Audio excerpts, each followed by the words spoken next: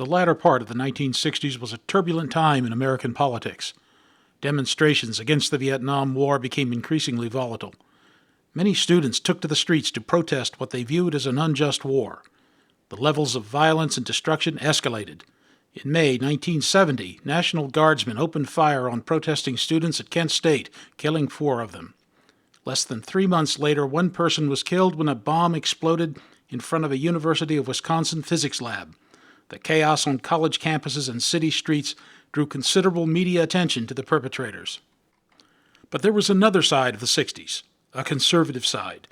When the Republican Party failed to nominate Senator Barry Goldwater as vice president during the 1960 Republican National Convention, conservative youth activists gathered in September of that year at Great Elm, the family estate of National Review publisher William F. Buckley in Sharon, Connecticut, and formed Young Americans for Freedom, referred to as YAF.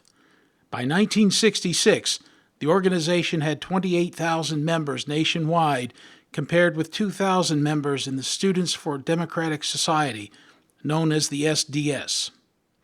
While some members of the SDS at universities such as Berkeley and Columbia attracted considerable media attention with their anti-war demonstrations, many conservative students, such as those at Indiana University, staged pro-war demonstrations, calling for victory in Vietnam, and sponsored events such as bake-ins where students bake cookies for the troops.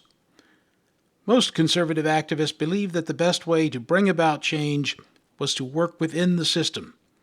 Nowhere was this more evident than the 1970 New York election. For the second time in 2 years, the Conservative Party nominated James L. Buckley, brother of William F. Buckley, to be their candidate for the United States Senate, and the Young Americans for Freedom played a major role in their victory. So it was not until 1970 when, thanks to the showing I did 2 years earlier, I suddenly emerged as a plausible candidate for actual election. And that is when suddenly I felt the impact of YAF, the Young Americans for Freedom, and they were indispensable for my election. Buckley faced an uphill battle in a 3-way race against 2 members of Congress.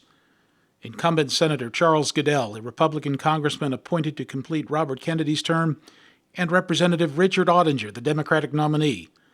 But the Buckley campaign had an essential secret ingredient: Youth for Buckley, an army of young activists recruited almost exclusively from the ranks of Young Americans for Freedom, canvassed neighborhoods and shopping centers distributing campaign literature and washing windshields to promote their candidate. Many Young Americans for Freedom came from lower middle and working class families, reflecting their parents' patriotism and strong work ethic. Herb Stupp of Queens, New York, was typical of many Yaffers. A first-generation American and a Catholic, Herb grew up in Queens and graduated from St. John's University. I started becoming interested in conservatism as a teenager, but of course the culture in the schools didn't promote that, and especially not in a New York City school. But I was really captivated by Ronald Reagan's speech in 1964, watching it with my dad and my father. I remember my father saying, "That's the guy who should be president," because he did such a good job advocating for Barry Goldwater. After Goldwater's crushing 1964 defeat, Young Americans for Freedom regrouped and focused on building leadership for future campaigns. YAF members played key roles in Buckley's 1970 campaign. Herb was also the New York State chairman of Young Americans for Freedom. The former senator recalled, "The thousands of young volunteers brought an extraordinary energy to my campaign. They could well have been the decisive factor in my winning a very tight 3-way race." When President Nixon made a brief stop at the Westchester County Airport in New York, Stupp generated media exposure for the candidate by organizing a large group of young campaigners to greet the president, waving Buckley-Nixon signs. The event cast Buckley as a possible unofficial Republican candidate to counter Goodell's increasingly leftward drift. It was a way for us to demonstrate that Buckley supporters were in sync with what the president was trying to accomplish, at least in certain areas. And it would also, more importantly, show that perhaps Buckley was becoming the unofficial Republican candidate as Goodell kept going farther and farther out to the left and also dropping in the polls. The campaign was not all work, though. There was still time for fun. Actor John Wayne was a staunch conservative, and a member of YAF's National Advisory Board. Senator Buckley recalls taking a group of his young campaign volunteers to see Chisholm. Well, the contact with them was fun, among other things. I recall early on going with, sort of celebrating the first meeting with the key people in Youth of Buckley, celebrating the occasion by going to a John Wayne movie. And John Wayne actually contributed a TV plug for me, in which he sent a raw piece of video in which he, in cowboy uniform, walks up to a stool, sits down, looks into the camera and says, "You can bet my boots that I would vote for Jim Buckley if I were a New Yorker." So, and that was in celebration of that piece that we went and saw his movie. There was that sort of fun. The voting age was still 21 in 1970, so none of the Youth for Buckley volunteers could vote for their candidate. Yet they enthusiastically canvassed neighborhoods and shopping centers, urging others to vote for him. Why did these young activists choose to work within the system for change? Senator Buckley believes it was a sense of patriotism. The bomb throwers and flag burners got all the press. But the United States then, and I hope continues to be, basically conservative in its instincts and its cultural references. And so you had all over the country these young people in college or even high school who were saying, "Look, I love the flag. I believe in this. I do this. I want to do something about it." Anti-communism played a significant role in attracting youth activists to the conservative movement. The Sharon Statement, YAF's founding document, spoke in very general terms regarding its definition of liberty and the purpose of government. However, on the subject of communism, the founders of Young Americans for Freedom were unequivocal. International communism was the greatest single threat to American liberties. Once I started getting more and more interested in conservatism through anti-communism, I saw the value of freedom, limited government, capitalism, voluntary approaches to problems in many ideas, a reliance more on local government versus federal solutions where possible. M. Stanton Evans, one of the founders of Young Americans for Freedom and the primary author of the Sharon Statement, believes most conservative activists came from families of modest means and a strong work ethic. Many also came from immigrant families who had experienced the horror of totalitarian states. Herb Stupp's parents immigrated from Germany. His father came to America in April 1929 to escape the economic ravages of the Weimar Republic following World War I.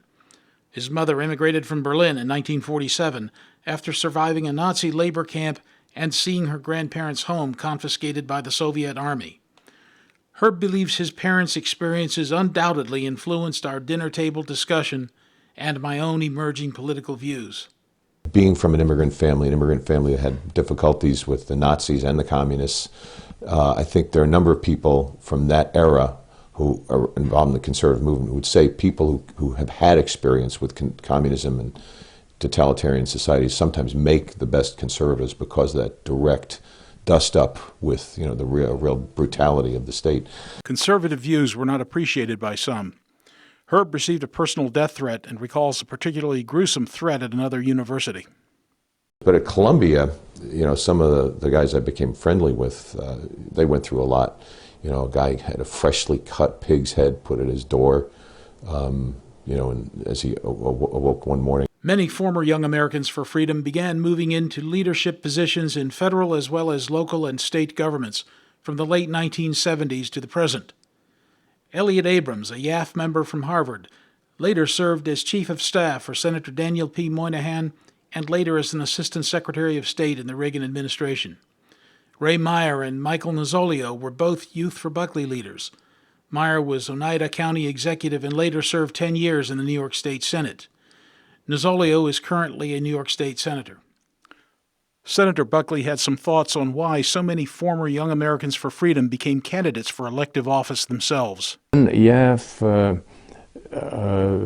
was a wonderful training course. They exposed their members to lectures, they exposed it to literature, They got involved in campaigns like mine, which means rubbing your hands into the nitty-gritties of how the electoral process works. And there's something infectious about that kind of involvement. And I guess most college kids today will read about it and say, I'm enthusiastic, but don't actually get into the machinery. And once you get into the machinery, I think it can be contagious.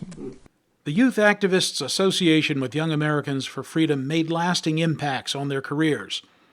After 6 years as editorial director for WOR-TV in New York, Herb Stupp was appointed by the Reagan administration to the first in a series of increasingly responsible positions in the federal government. He served with distinction as the commissioner of the New York City Department for the Aging, earning accolades from New York Mayor Rudy Giuliani. Herb's experiences with Young Americans for Freedom gave him the executive skills to function successfully in these demanding positions. You got real leadership training that is tough to duplicate. YEF, in some cases, sponsored officially leadership conferences to teach people how to organize, how to deal with people. And I think, you know, I became a much more adept manager of people over the years because of those human experiences in YEF. YEF members made a difference later in Jim Buckley's career after his term in the United States Senate. The former senator recalls, one particular guy who was at the Yale Law School, who came in to New York on weekends in order to work in my campaign, ended up being the guy who suggested that I be nominated for a federal judgeship. And then had ended up in the Reagan Justice Department as part of the little group trying to figure out who it was to nominate, to fill vacancies as they came on. So my debt to YAF continued well on and throughout my career. during the latter part of the 1960s, with the very fabric of American society at risk of being shredded, the media then and historians in later decades focused much attention on the left-wing liberal youth activists who sought change on university campuses and in the streets, often with violence and destruction. But there was another side of the 60s, a conservative side, where the sons and daughters of working-class Americans sought change, not in the streets with rocks and firebombs, but in the voting booth with ballots. Many later served with distinction in many levels of government, business, and academia, helping to bring about some of the changes they advocated as youth activists.